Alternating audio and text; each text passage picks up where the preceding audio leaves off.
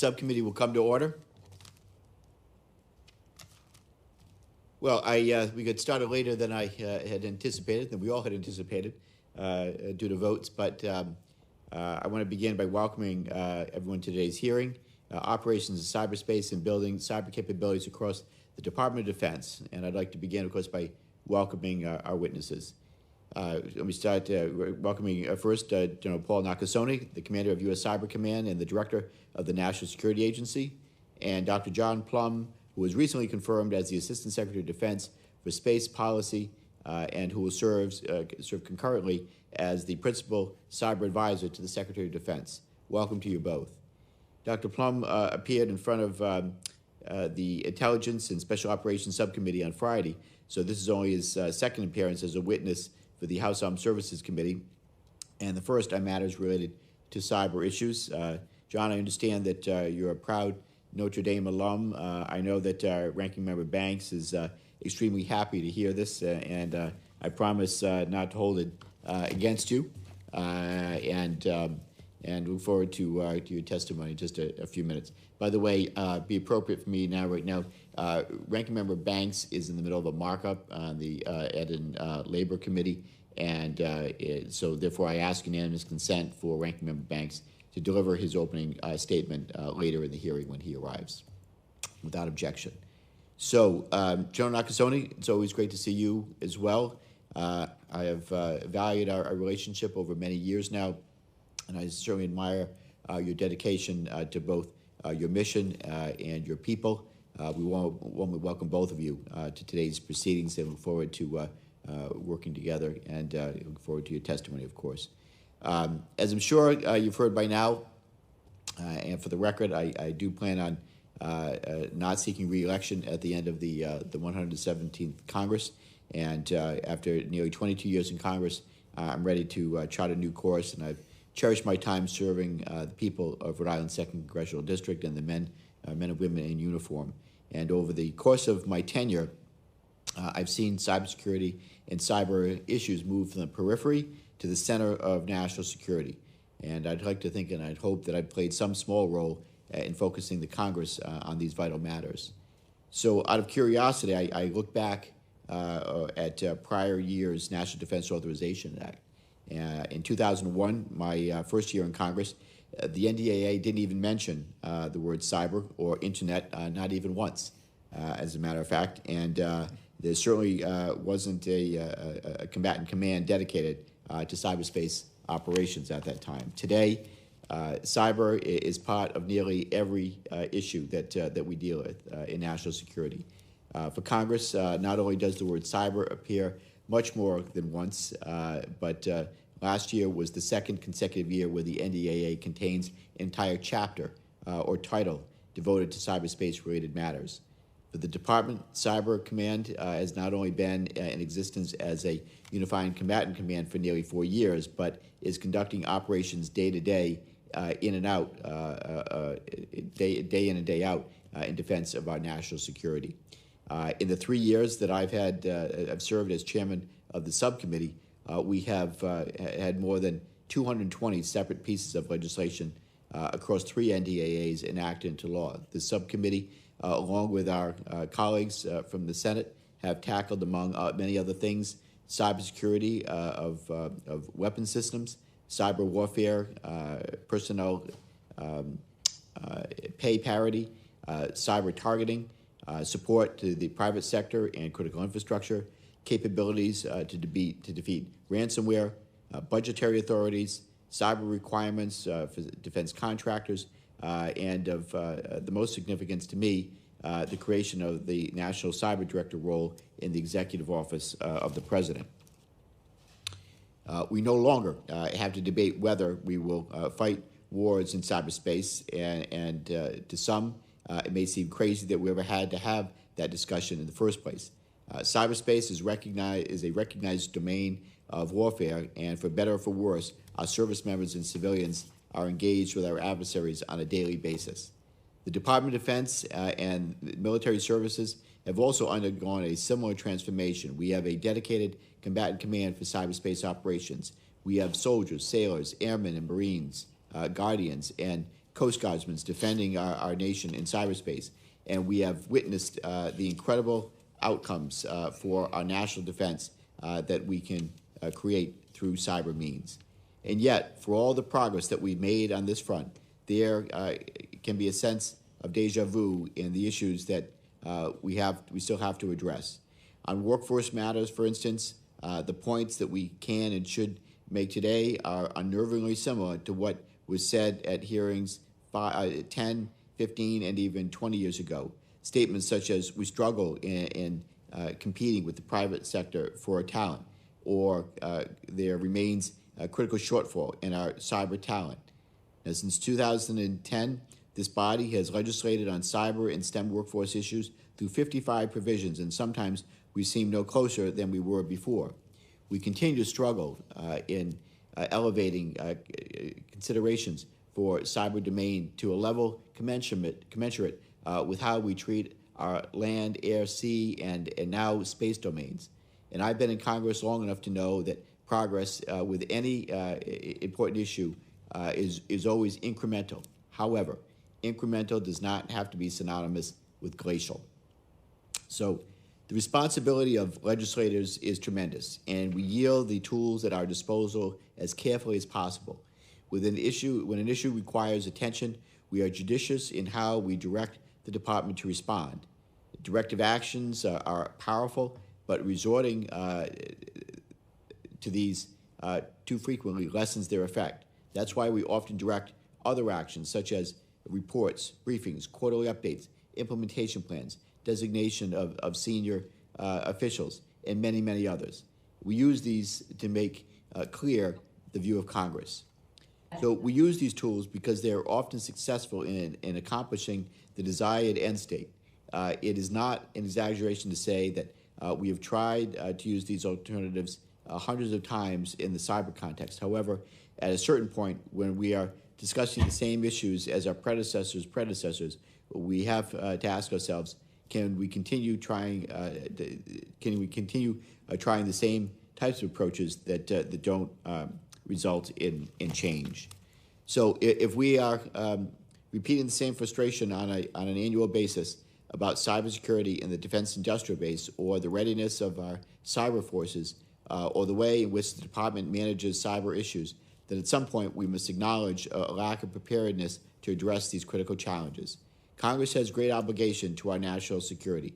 During my final year in these halls, I'm not interested in allowing my successor to inherit the same challenges that plague us today.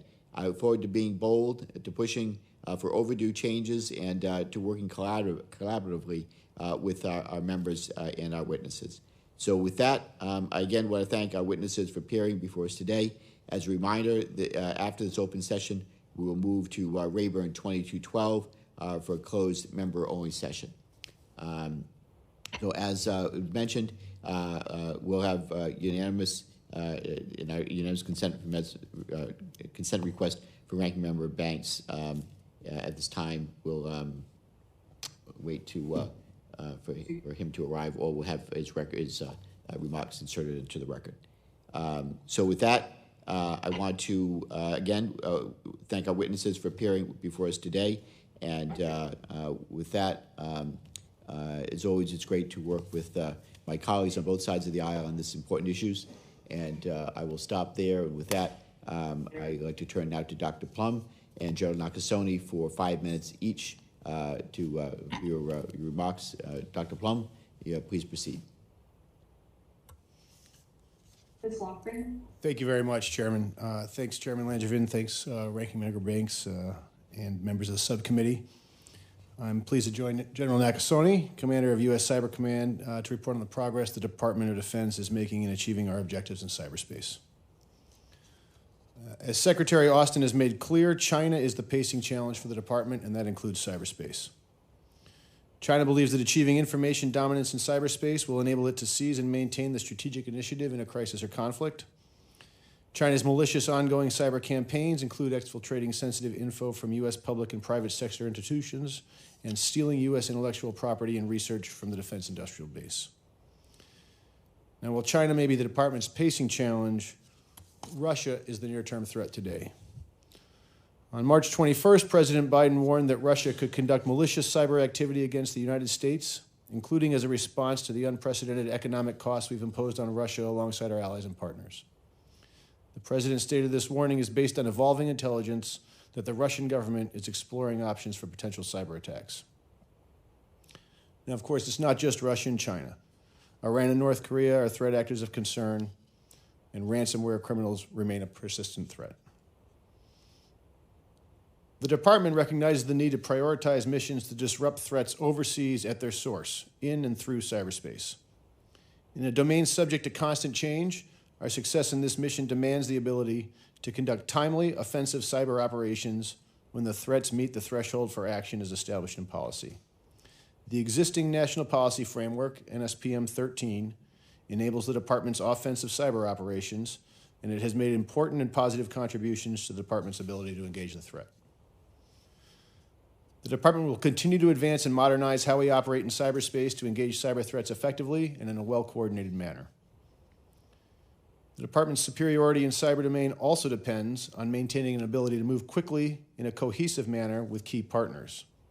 The close collaboration between the National Security Agency and U.S. Cyber Command, which is strengthened by the so-called dual hat arrangement, has been a significant enabler of that success. The DoD is currently conducting its 2022 Cyber Posture Review, which is an assessment of the Department's organizations, plans, programs, and policies germane to cyber operations. Once complete, the Cyber Posture Review will inform the Department's 2022 cyber strategy. That strategy will provide guidance to the Department as to how its cyber combat power should be used to implement the National Defense Strategy, and how, in particular, cyber operations will advance integrated deterrence. The strategy will also identify potential solutions and paths forward for addressing any gaps identified in the posture review. In the past year, we have seen cyber actors conduct malicious cyber activities at an unprecedented scale. Prominent examples include the Russian-led exploitation of the SolarWinds software, the Microsoft Exchange server vulnerability exploited by the Chinese group Hafnium, and the Colonial Pipeline ransomware operation. But the past year has also demonstrated that the Department, the U.S. government, and our private sector partners can find creative ways to mitigate and combat these cyber threats. And today, the U.S. government and the private sector are collaborating in unprecedented ways to prepare for potential Russian cyber attacks against the homeland. DoD will continue to work closely with this committee as we seek to strengthen both our defensive and offensive cyber capabilities and mature our cyber forces. Our ability to successfully operate in cyberspace is essential to U.S. national security. Thank you again for holding this timely hearing. I look forward to your questions. Thank you, Dr. Plumb. General Nakasone, you are recognized for 5 minutes. Chairman Langevin, Ranking Member Banks, and distinguished members of the committee, I'm honored to testify besides Assistant Secretary Plumb. I'm joined today by Command Sergeant Major Cheryl Lyon, the U.S. Cyber Command and NSA Senior Enlisted Leader. We are honored to represent the military and civilian members of U.S. Cyber Command. Command Sergeant Major Lyon and I want to recognize you, Chairman, for your 22 years of service to our nation. Thank you for your advocacy, your passion, your commitment to not only U.S. Cyber Command and the National Security Agency, but most of all our nation. Defending the nation is at the heart of U.S. Cyber Command's mission. The command has been integral to the nation's response to the current Russia-Ukraine crisis. We have provided intelligence on the growing threat, helped to warn government and industry to tighten security within critical infrastructure sectors, enhanced resilience on the DoD information network, accelerated efforts against criminal cyber enterprises, and together with interagency and allied partners, planned for a range of contingencies. Coordinating with the Ukrainians in an effort to help them harden their networks, U.S. Cyber Command deployed a hunt forward team who sat side by side with our partners to gain critical insights that have increased homeland defense for both the United States and Ukraine. U.S. Cyber Command views 2022 as a year of significant opportunity for building our capabilities as we pursue 5 priorities: readiness, operations in defense of the nation, integrated deterrence, recruitment, retention, and training of the force, and the joint cyber warfighting architecture, and enhanced budget control. My goal is a command that remains world-class, ready and capable of providing options and conducting operations in defense of the nation with wider partnerships and exceptional talent. These elements will be essential to national security as our nation faces an array of adversaries who are expanding in scope, scale, and sophistication. Cybersecurity is national security. Speed, agility, and unity of effort brought about by the connected relationship between U.S. Cyber Command and the National Security Agency is the ingredient that protects the United States against our enemies. The men and women of United States Cyber Command are grateful for the support this committee and Congress has given to our command. I look forward to your questions. Thank you, Director Nakasone. I thank witnesses for their testimony. We'll now move to questions. Let me start. This is for both of our witnesses, and just for the record and to clarify. So a media report recently claimed that the interagency is considering changes to the National Security Presidential Memorandum 13, or NSPM 13. So this is an executive branch policy that governs a subset of cyberspace operations conducted by departments and agencies, to include the Department of Defense. So NSPM 13 is as a policy instrument, I believe, has improved the nation's ability to conduct operations in cyberspace. However, it's always important that we do our due diligence regarding oversight. Dr. Plumb and Joe Nakasone, could you each speak to NSPM 13, how it's been employed to date, and if you're anticipating any changes? I'll start with that. Thank you, Mr. Chairman. I'll take that first and then pass to General Nakasone. But I guess let me just answer the top piece of this question. Was one, NSPM 13 has been valuable. It clearly has improved the ability to conduct cyber operations, and thank you to this committee and the general's good work, and all those that have got us this far. I also would just say I don't think it's unreasonable or new for a new administration to review existing presidential directives. And so that is kind of a standard piece, and I think that is a reasonable expectation. And it is correct that these conversations are ongoing, and I think our goal, at least my goal, and I know I shared with the general, is to make sure that we preserve our ability to move at speed. Yeah, I agree with you that a review is appropriate, always for a new administration, but to date, are you expecting any significant changes in NSPM 13 right now? So I am, I don't want to box anybody in on that. I'm not expecting any changes that would make things anything except better, but maybe we could pass it to the general and he can give you his military insight on that, if that's all right. Okay, thank you. General? Chairman, in light of NSPM 13 in 2018, I think it was one of two major advances in terms of authorities and policies that provided us the impetus to take effective action in cyberspace. The other one, as you recall, was declaring cyber as a traditional military activity, which came in the FY19 NDAA. Both of those have been very helpful to us.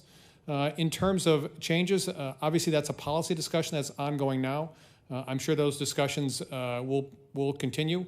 I know that my discussions with the undersecretaries and also the secretaries, I've made my military knowledge known in terms of what NSPM 13 has meant to us.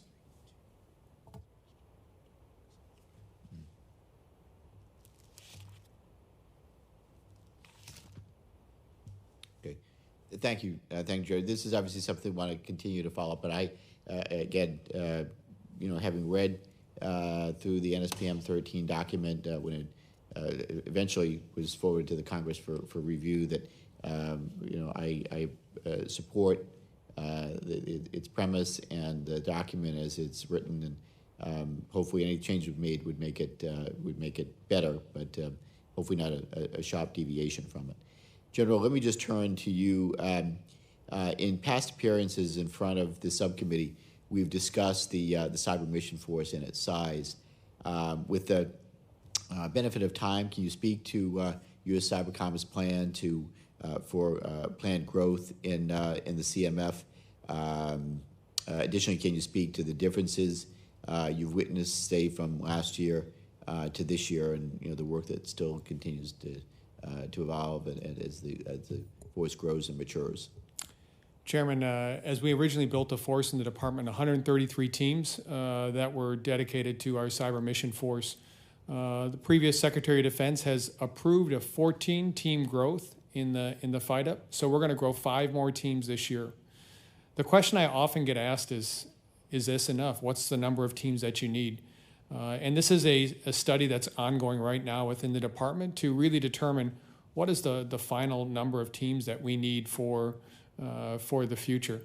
My sense is we are learning a tremendous amount of our operations right now in support of crisis in the Ukraine that will likely inform this. We're a different force today than we were even 4 years ago when I took over. And so my sense is that while 14 teams is likely the start, I would not be surprised if the department comes to a determination that more are necessary. Thank you, General. And based on your time in command at Fort Meade, can you speak to the comparison of authorities between Cybercom and SOCOM, and more specifically, are there specific authorities that SOCOM has today which are applicable and would be useful for you in your operation? Chairman, as you're aware, one of the things we did when we designed U.S. Cyber Command well over a decade ago was to look at Special Operations Command as perhaps an exemplar of where we needed to go. What you speak of is what we term service-like authorities. What are the service-like authorities that we should emulate that U.S. Special Operations Command has today? So right now, the authorities they have with regards to training, the authorities they have with regards to joint force provider and overseeing the provision of teams, and then the last piece is acquisition. All of those, Chairman, are areas that we think we need to be able to emulate more closely to have that service-like appearance for what we do. This is important for us because, as you're well aware, this comes down at the end of the day to the personnel that train, the personnel that are trained on teams, and the effectiveness of these teams. All of those areas are areas that we're focusing on as we move forward. Thank you. Okay, I'm going to stop there. We go to a second round, or we have the opportunity to go through the classified session for more detailed answers. But with that, I'm going to yield right now to Mr. Franklin. Thank you, Mr. Chairman. And you asked some of my questions about the growth in the teams. That's encouraging, General, to hear that there are 14 more slated. Cybercom has shown a great deal of commitment to building both capability and capacity with the Cyber Mission Force, reaching full operational capability ahead of schedule. We see further maturing. I do know in the state of Florida, we've got training units at Corey Station and at Hurlburt Field, both successful operations. How are we learning from these institutions to help develop cyber-related curricula and building sustainable readiness across the force?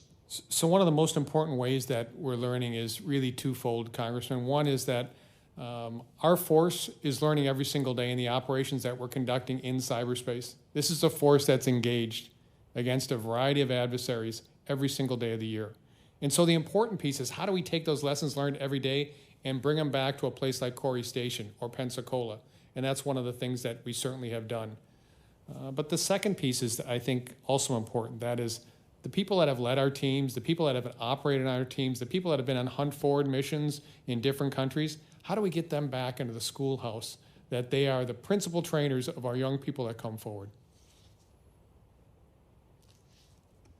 General, the FY23 budget contains $11.2 billion for cyberspace activities, and that's a 7.6% increase year over year, which sounds very strong. And a few months ago, I would have thought that would be the case. But considering we're now at 7.8% inflation, it's actually a net decrease. I realize there's a lag time between when you all are putting budgets together and when they finally get out there. But is your determination that the cyber threat to the country is stagnant or decreasing?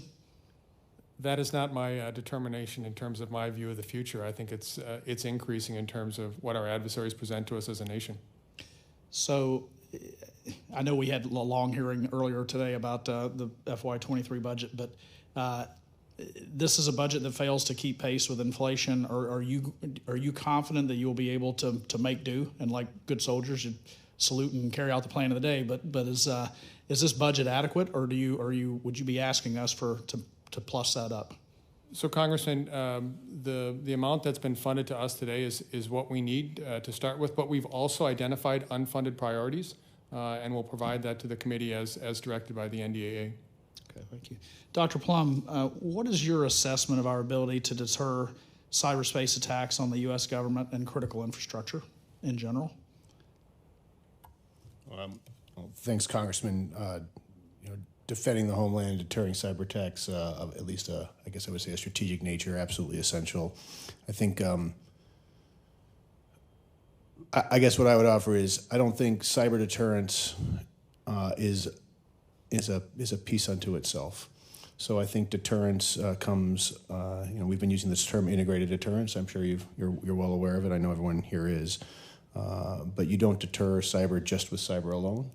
You deter with all instruments of national power. And I think at the moment the president has used the megaphone of the United States of America to warn the Russians not to attack critical infrastructure. And at the same time, through Cyber Command and through our Department of Homeland Security partners, we've been working with private sector and the Defense Industrial Board to make sure that people's shields are up, that they're ready, that they're being alerted to threats. So I think part of that is the defense piece. Part of that is a warning of retaliation, and I actually think that is at the moment holding. Okay. Are there additional tools or resources or authorities that would be helpful to help bolster our ability to deter these cyberspace attacks against the country? I think on the specific question of tools, I would ask the general to answer that. I don't know if that's answerable in this session. I don't have any. I believe the authorities are in place. I believe the authorities are in place at this time. General and class, would that anything you would want to offer in this setting? So I have the authorities that I need right now, Congressman, to accomplish my mission. Obviously, we look at a series of partnerships, and no one department or agency can do it all in cyberspace. So what we are very focused on is how do we develop the partnerships with CISA and with FBI and with foreign partners and, most importantly, the private sector to ensure that we all have a common vision and a common vigilance. Great. Thank you, gentlemen. I yield back, Mr. Chairman. Thank you, Mr. Franklin. Mr. Bolton is now recognized. Great, thank you, Mr. Chairman, and gentlemen, thank you very much for being here, for your ongoing work.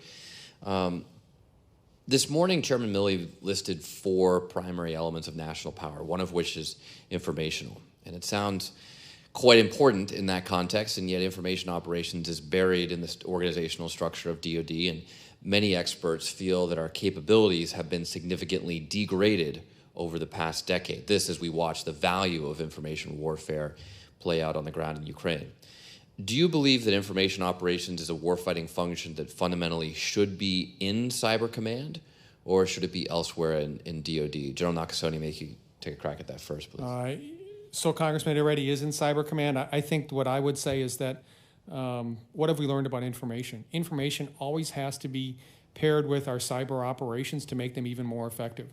Information is only as effective as it is accurate, timely, and relevant, and that ability for us to do that needs to pair with the type of work we're doing either defensively or offensively. We have come a long way since 2018 in working the information operations, but we still have a long ways to go. Thank you, General. I mean, my frustration is that, to me, cyber is one of many, many delivery methods for information. And it doesn't make sense to me that it's buried in a command that's just one of the delivery methods rather than at a more strategic level. But I understand the fact that you own it and you're going to defend it.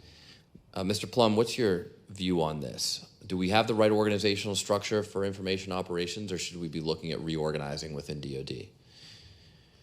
So, Congressman, thanks for the question, and obviously information warfare, if you wish, has been really essential really over the last month or two here with the Russia-Ukraine conflict. I guess I would say on one level, we are conducting information operations at a strategic level with the President and the White House making announcements. I understand that, Mr. Plumb, but I'm asking about the organizational structure within DoD. So in the organizational structure, I'm going to ask you if I can take that for a look-up. I'll say I don't have anything immediate, but I don't want to leave something That's fine. If you can take that for the record, that would be great. Right, General, you mentioned to me earlier that the USMC, the Marine Corps, has done a great job of retaining its cyber workforce. and the Marines are planning further changes and reforms to their personnel policies, including directly commissioning cyber operators and other specialties into higher ranks, as was commonly done with various specialties during World War II. Do you believe these additional changes are warranted and will help further retain the workforce? I do, and I see it already. I've seen it in my own service in terms of, first of all, building a branch, then taking a look at different initiatives in terms of what they do. What the Marines have really done very efficiently that I applaud is the fact that they've lengthened their tours in terms of how long they stay with us. Most young men and women that come into the Marine Corps that want to be cyber warriors want to do cyber. And so being able to do that for 6+ years at one location has been very, very attractive to them. And we see that in the payoff with regards to the retention numbers. General, you described the mission of Cybercom in your opening statement as defense of the nation. What role do you see for offense and deterrence? I know we talk about integrated deterrence, but when we really talk about having an effective deterrent, it means having an effective offense. So how do you characterize the role of offense to the American people?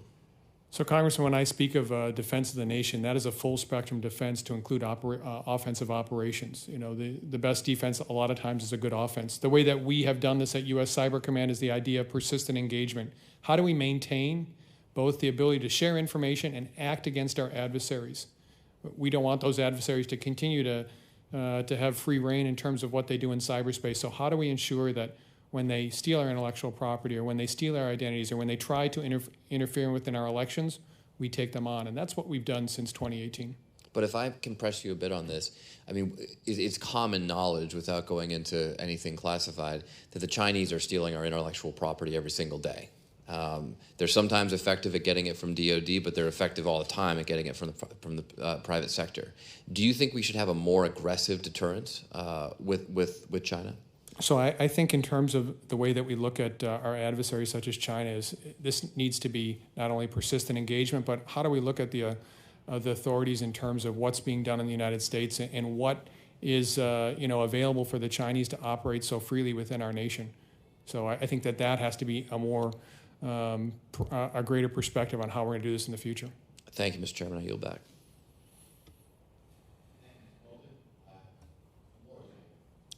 Thank you, Chair. Thank you both for being here. General Nakasone, it's good to see you again.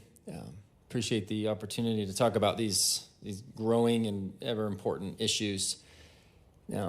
Thinking about our adversaries, one thing that's very concerning is that the cybersecurity of the commercial and government entities of many of our adversaries, they're in lockstep. Right? They're operating, I would almost say, not even necessarily in a commercial way. That may be even just a front, right? Like they're really operating in lockstep, where you contrast that with American cyber mentality, kind of an every man for himself. It's a way to categorize it. I know there's nuance to that, but I'm concerned that we're setting ourselves up to lose that competitive edge. Without stronger U.S. cyber's public-private partnerships with regulatory and acquisition authority, America's technological may become an exploitable vulnerability. A question. I'm interested in this. I'm interested in improving our cutting-edge innovation efficiently, and then transitioning those programs of record. Few things disincentivize innovation more than technologies and products languishing in the proverbial sort of, let's say, valley of death in the acquisition process. I believe we can accelerate the adoption of emerging technology and strengthen our defense innovation base by empowering unit commanders who are responsible for mission outcomes impacted by rapidly changing technologies such as AI, SaaS, quantum computing. Would you support an innovation fund available at the installation or the installation command level to provide the experts on the ground the flexibility to pursue, develop, and integrate new emerging technologies? Yeah. So, Congressman, I would offer that we have some of that today, and I think working with DIU, Defense and Innovation Unit, being able to work at a facility like we have at U.S. Cybercom called Dreamport, where private companies are able to understand what our needs are and then rapidly adopt it. It isn't necessarily a means of not having enough money. It's the fact that what we are doing is trying to cut down the barriers to make sure that the private sector understands our needs and rapidly they're being able to meet those needs. We've had some success there. We need more. And I think that's, more empowered by this idea of being able to have a number of different touch points, such as the Defense Innovation Unit and Dreamport available to our folks readily. So DIUs, we've interacted with them from our team, have had very positive interactions, and I really appreciate the shift that we're really trying to make here, taking commercial products, taking what's commercially available, making it very relevant and useful in our DoD. And so it's a good place. So if I might follow up on it, meet very frequently with Mike Brown, who's the leader of DIU. What has been most effective for us is for them to understand these are the challenges that we would like to have you go and see what the private sector may have. And so they've done that readily, and I think we're starting to see some of the benefits of that. With it not being as much as you say the funding issue, more of a regulatory and that kind of conversation, we're welcome to that. I think that you would get a lot of support from this committee on helping navigate that. Also, General, my bipartisan bill, the Better Cybercrimes Metric Act, passed the House last week. It will improve the way federal government tracks, measures, and analyzes cybercrime. However, I'm concerned we still do not have enough to incentivize private businesses and industry to share with the government when cyber attacks occur. While you and I know this not to be true, many business owners have been told that they have low confidence the government will do anything if hacks are reported. Do you have any recommendations on how to increase the willingness of private companies to share information when these attacks do take place? Congressman, if I might take that for the record, just because I'd like to think about that a bit more. I know it's a very difficult question, and I want to make sure I give a fulsome answer. Okay, excellent. That's I've interacted with our Utah network quite a bit. We have a really awesome group of cyber professionals, startups. It's going on. It's being taught at our universities. It's a burgeoning area, and we're really excited about it. And they're really engaged, and they want to help. They want to be involved in the work that they're doing for the mission and for the pride of their country. So I appreciate any response that you have with that. We've historically led the world in developing cybersecurity initiatives and standards, and as I've talked to those experts, they're waiting to implement new forms of security approved or recommended by key government entities to assure that businesses are not using technologies that may not receive future approval for government use. This has undoubtedly slowed the adoption of new cybersecurity technologies. What is Cybercom doing to help inform and assist private partners with legacy security systems strained by the rapid proliferation of new computing form factors? So, Congressman, our focus has been on the defense industrial base. That's where the Secretary of Defense is a sector risk management authority. And so we've worked closely with both the National Security Agency and our private DIB partners to make sure that they have both an understanding of the threat and understanding of ways that they can rapidly get after that threat. Okay, thank you. My time's up. Thank you, Mr. Moore. Ms. Escobar is recognized for 5 minutes. Thank you so much, Chairman, for holding this hearing. It's a great opportunity for the committee to examine the functions of cybercom and inform the American public of the critical role it plays in our nation's cyber strategy. As more and more of our daily lives move onto the web, it's essential that our country have top-of-the-line cyber security defenses. This is especially critical for me because I represent El Paso, Texas, a border region with over 800,000 people that is also home to one of the largest installations in the Department of Defense, Fort Bliss. General Nakasone and Secretary Plumb, I'm going to ask both of you the same question. One of the recurring topics on border security over the last few years has been technology. I'm a firm believer that appropriate technology can and should be used to perform certain security functions, and that deploying more strategic technology at our land ports, in particular, our land ports of entry, can decrease wait times for both cars and pedestrians, moving trade and commuters more quickly and more securely. However, the use of this technology does raise certain questions, including how well fortified it is against potential adversarial cyber attacks. General and Secretary Plumb, you mentioned working in an interagency manner with the Department of Homeland Security. Is there any interagency collaboration between Cybercom, the Department of Defense, and the Department of Homeland Security on the cybersecurity being provided for the ever-expanding technology being used at our borders? Congressman, thank you very much for your question and your emphasis on cybersecurity. While U.S. Cyber Command does not have that relationship, the National Security Agency, of which I head, does have that relationship with the Department of Homeland Security to provide that type of support with regards to cybersecurity. That's something we do regularly with the Border Patrol based upon the request of the Department of Homeland Security. And so this is something that is an ongoing mission for us at NSA, and it's something that DHS and NSA regularly talk about. Great. And actually, Secretary Plumb, thank you so much, General. Does the department view the expansion of technology at our borders as another avenue that a foreign adversary may seek to exploit if the proper cybersecurity precautions are not taken? Thank you, Congresswoman. I would say every technology has an avenue for exploitation that an adversary could use. Thank you. General, we had a discussion last year about Cybercom's efforts to recruit a diverse workforce.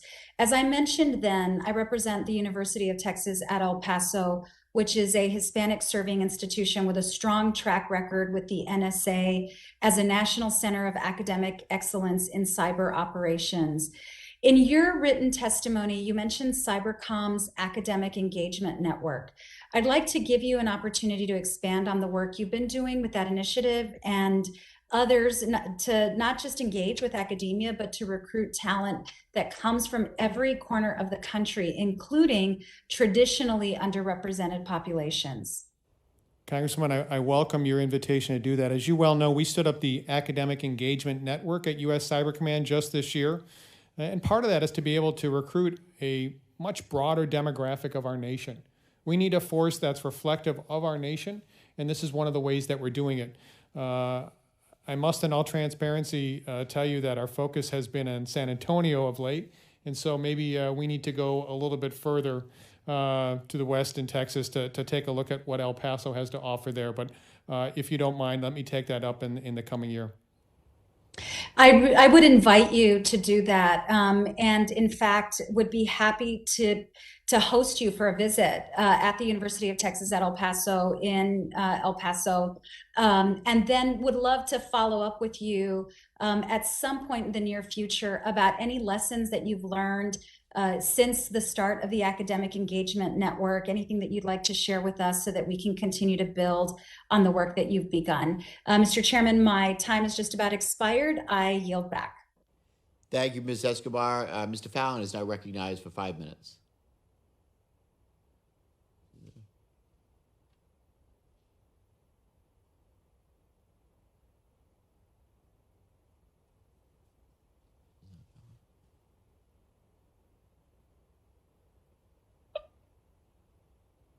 Do we have Mr. Fallon? Yes, sir. Thank you. Thank you. Very good. You're recognized for 5 minutes, Mr. I Fallon. was promoting you there. Thank you. Listen, I think one of the mistakes that the public makes when it comes to cyber defense policy is the idea that this is somehow a new realm. However, the threats in cyberspace aren't new, and we've long since possessed both offensive and defensive capabilities, and competition in cyberspace, of course, is almost constant. Even though this problem has been an issue for a long time, I have a substantial concern that the Department of Defense is still not properly positioned to address it in today's rapidly evolving landscape. My concern is that there are maybe too many chefs in the kitchen, if you will. I understand Cybercom is a joint force comprised of service cyber components from each of the branches. Then on top of that, you have Cyber National Mission Force and Joint Force Headquarters and DoD Information Network. I mean, already that becomes 7 separate commands. Mix in Cybercom's commander's dual role as director of the NSA and chief of Central Security Service, and you get another layer. Finally, throw in the rest of the intelligence community, Department of Homeland Security, Department of Justice, et cetera. And I think you see where I'm going with this. So what do you get? A whole lot of bureaucracy and finger pointing, and not a highly adaptable organization ready and willing to fight and win. Everybody wants to be in charge, and everybody wants to, maybe get the credit or pass on the blame if that's the case. Dr. Plumb, can you honestly say that our cyber mission force is not hampered by this bureaucracy? And if you think there is a bureaucracy issue, what can we do to streamline it? Thank you, Congressman. I agree with you that we need to make sure that bureaucracy doesn't get in the way of delivering military effects where needed. I actually think that we are in pretty good shape at the moment. There's always room for improvement, and always have to be, anyone that works in the Pentagon or really the government knows that you always have to be careful to guard your ability to not have more bureaucratic growth slow you. I think the trend line, though, for cyber effects in particular is going in the right direction.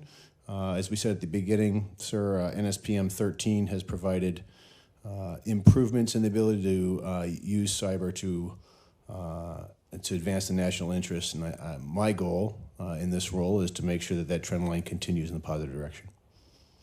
And do you think there's some what things specifically, you don't need to say right now or if you want to get back to us, but how can we maximize efficiency? I just want us to be thinking along those lines.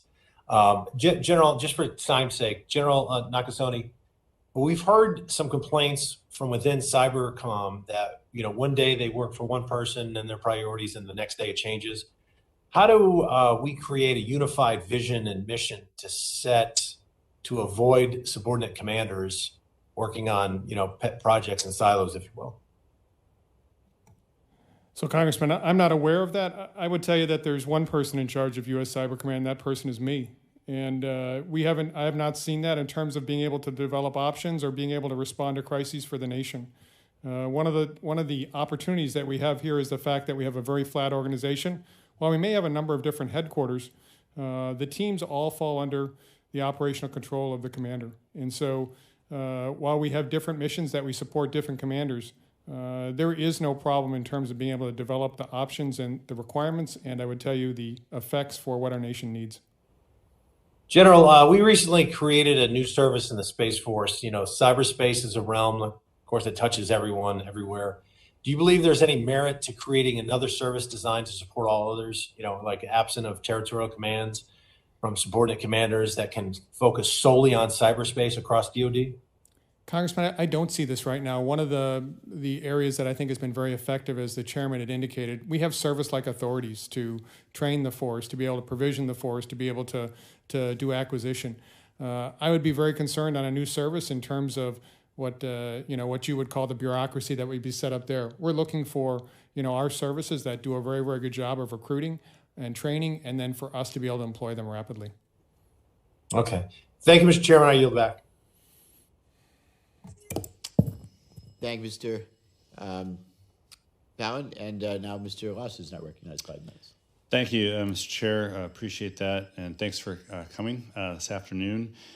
General Nakasone, this is somewhat related to the question you just asked, but I'm asking in a different way to maybe sort of dig into a little bit about the construct of the Cybercom integrated planning elements and the joint cyber centers.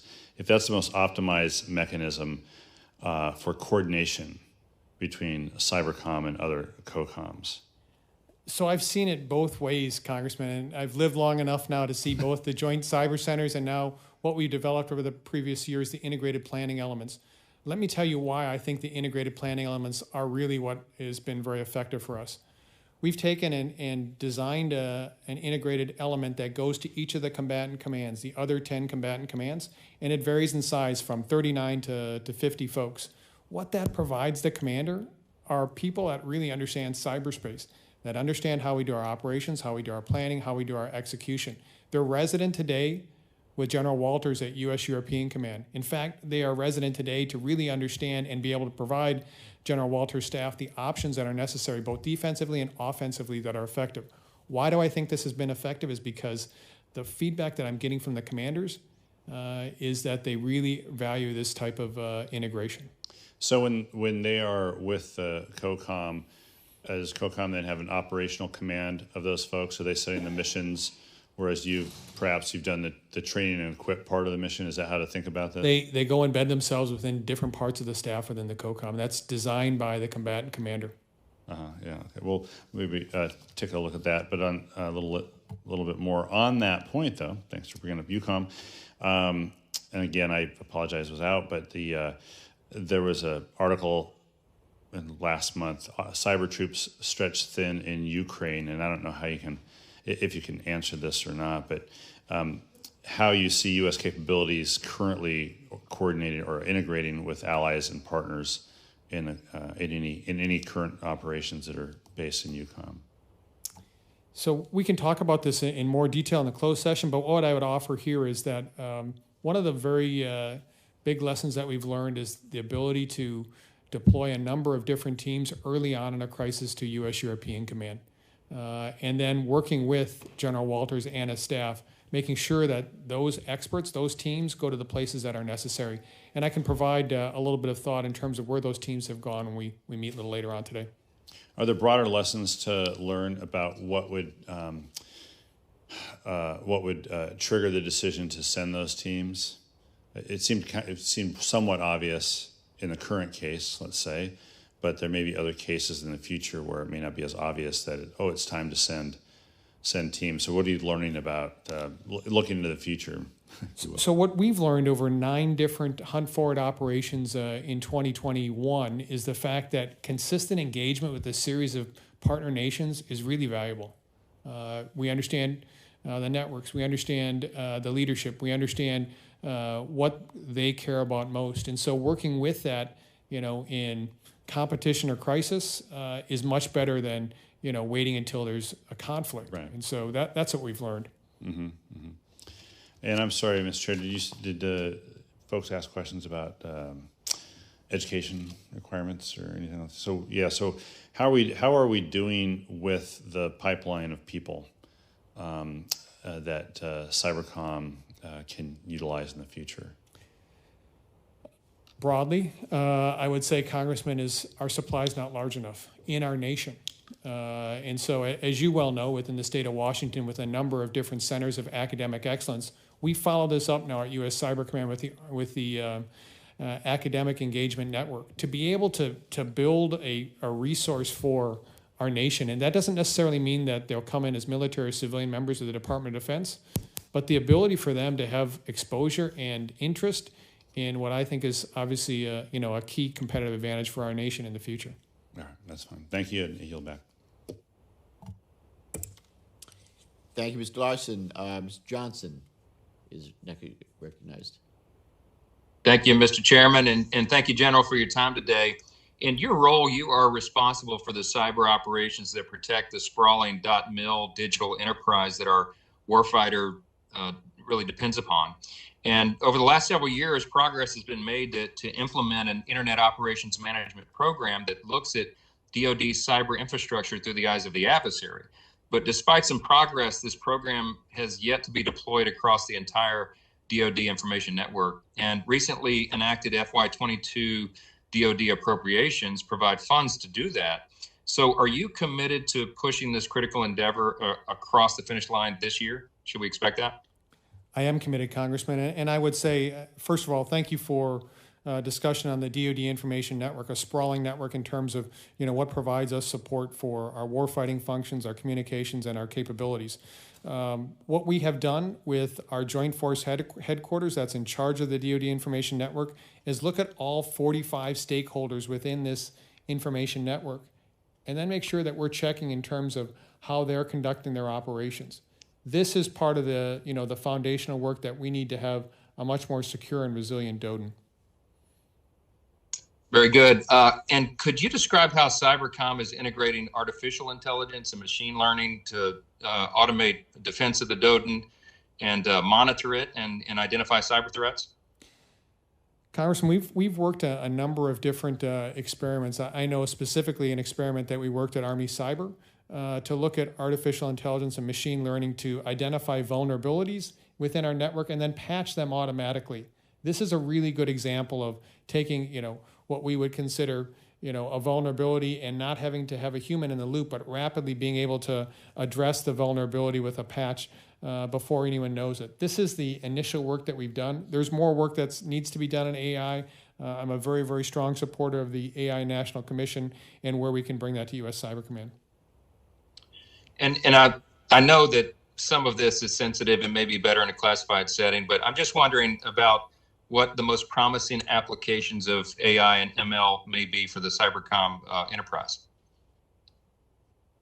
There are many, Congressman, and I think that I will defer that to a different venue to perhaps have that discussion with you. Very good.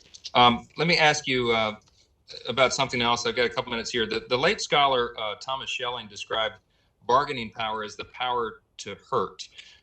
Could you describe the utility of the defense forward concept compared to a more traditional deterrence by the punishment model?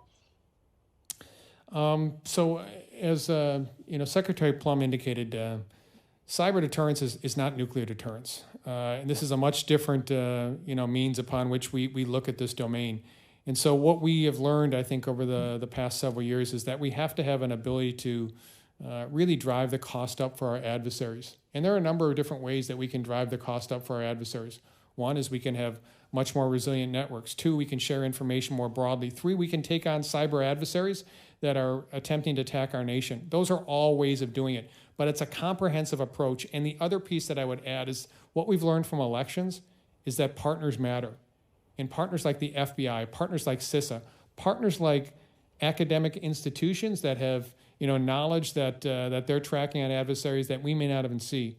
And so I think, again, to the point of there's no one agency, one department that can do it all in cyberspace, but the most effective ones are the ones that partner and get it done together. Very good. Thank you again, General. I yield back. Thank you, Ms. Johnson. Ms. Bice is now recognized for 5 minutes. Thank you, Mr. Chairman. General Nakasone, it's good to see you again. The emergence of new technologies like artificial intelligence and quantum computing and the proliferation of cyber intrusion capabilities pose significant threats to our national security and to our service members. One of my key concerns impacting the nation's cyber posture is the workforce challenges that we face. As you are both well aware, it is critical that we get more trained cyber professionals into the door at U.S. Cyber Command. With the tremendous competition in the private sector for cyber talent, this is a huge challenge. General Nakasone, can you briefly describe the U.S. Cyber Command's efforts to recruit and retain top talent in the face of stiff competition from the private sector? Congresswoman, thank you very much, and it's good to see you again as well. Let me begin, first of all, with the recruit piece. This is an area that I think our services, who have the responsibility, Army, Navy, Air Force, Marines, to recruit talent have done exceptionally well. We continue to recruit a population of young men and women that want to serve our nation. And they want to work in cyberspace, which is incredibly attractive to them. The challenge is not necessarily the recruiting. The challenge isn't the training. The challenge, as you've indicated, is the retention. And that's both for military and civilian. Let me give you two ideas in terms of, or several ideas that we've approached it. One is certainly targeted supplements to very, very high-end capabilities. So this is targeted local supplements based upon people that are coders or people that have significant technical abilities that pay them at 28% more than the going rate. Now, that's never going to perhaps compete with the private sector, but what it does do, it does give us a leg up in being able to say what you do is valued and what you do is obviously enumerated. The other piece that I would say is a certain amount of dynamic of how we approach cyberspace. And one of the things is, as the Congressman mentioned, being able to do recruiting that is, from, a population of civilians is, hey, come in and be a mid-grade officer. Or as we take a look at our enlisted workforce and say, hey, why don't you go and spend 6 months in training with industry or going to get a graduate degree. These are all areas that perhaps we haven't traditionally done within our services, but this is the dynamic nature that I think we've got to approach the problem here in cyberspace. So as I've talked to the service chiefs, one of the areas that I've mentioned is this is a shared responsibility. Shared in terms of what you have to do as leading your service, but also shared in the idea of we have a lot of different areas that we need to be able to make sure that we keep our best people. I love your thinking outside of the box approach to this, the problem, because I think we have to figure out how do we keep and retain this crucial talent. One other thought here is, how are you competing with DHS when it comes to pay for these individuals? It's my understanding that the CISA folks are paying significantly or can pay significantly more than you're able to do. Is that something that Congress needs to look into? So we're working with the department right now in terms of how we have to look at that. That's not only as my role as Commander U.S. Cyber Command, it's also my role as Director of NSA, because we do see increased competition. But again, I think this is something that we'll work closely with the department, working obviously through Secretary Plumb as well as the principal cyber advisor to bring these ideas. This is something that we're very well aware of. Great. And when we're talking about cyber leverage, how does Cybercom leverage commercial threat at information providers, and how does Cybercom share information currently? I've heard some concerns about not sharing information. You mentioned the FBI previously in a comment that you made. I think we have siloed a lot of information, and there's not as much sharing as there could be. Can you talk a little bit about that? There's a program called Under Advisement that is a commercial program that we execute at U.S. Cyber Command. It's run by 12 people of my command that reaches out to a number of commercial providers and talks about what we're seeing in cyberspace and what are you seeing. It's a two-way street, right? I mean, so we're very interested in obviously what they're seeing, but they're also interested to know what are you seeing about our threats. This is a incredibly powerful program that has been able to allow us insights into ransomware and insights into adversaries that are seeking vulnerabilities within our networks. But it's all based upon this idea of give and take with the private sector. And so this is a program that I would commend in terms of really great success that we're seeing. I would love to see more of that, because I think that information share is going to be crucial for us to be able to prevent a significant national security cyber threat that we face every day. But that sharing of information for the private sector is crucial. If I might follow up, one other piece that I do want to highlight is that I did mention the Federal Bureau of Investigation, and our Cyber National Mission Force, it's commanded by Major General Hartman, our elite force that has done tremendous work in defense against malicious cyber actors in both elections and ransomware, is closely partnered with a number of different field offices throughout the United States to share this information. As you're well aware, the FBI obviously has a track on these cyber criminals within the United States. So this pairing of information is one of the areas that Director Ray and I talk about a lot as being a significant success story in 2021. Thank you, Mr. Chairman. I yield back. Thank you, Ms. Bice. We're going to be wrapping up in just a minute to go into the closed session upstairs. But before we do that, General Nakasone, if I could, earlier today in your appearance in front of the Senate Armed Services Committee, you spoke to Readiness Matters. And in those remarks, you noted that there are defined roles for Cyber Command and the military services, and that the services generally are able to present forces that have passed through a basic level of training. From there, it's the command's responsibility to manage the advanced training. I know that in discussions that you and I have had, that obviously training is important. Having the the right skill level, especially as you're operating in cyberspace. If we've got concerns around the readiness of our force and the commitment of the services to the cyber domain writ large, should we be pressing the services to re-examine and consider raising the bar on what that basic level of training consists of and is defined as, or do you recommend a better way of doing this? Should we be taking a fresh look at that? Chairman, I mean, you've hit the nail on the head here. This is what we're doing right now, which is the Secretary of Defense has signed out a memorandum directing that one service, the Army, has the responsibility for advanced cyber training. And so now we're going to build that with the Army being in charge to be able to ensure that we have standards at different locations for this training. My hope is that by the time an operator comes to me, there's very little training that they have to do. That's not the case today for a number of different reasons. And so, again, this is part of our maturity, our readiness, but I do see progress as we move forward. I hope you'll have advice for us and thoughts on how we kind of make that the training kind of uniform level of readiness among all the services. So, when they get to you, they're at peak level, then you can take them obviously even further. So. And part of this, Chairman, is cyberspace is one of the few domains that is just now getting a simulation capability. For us, it's called a persistent cyber training environment. It's where we're able to do missions in a simulated way. And you can imagine the power of this being able to do with training repetition and more reps, being able to do that. So we're deploying that now throughout our service elements to be able to do that. That's a key enabler that we need to be able to do in 22.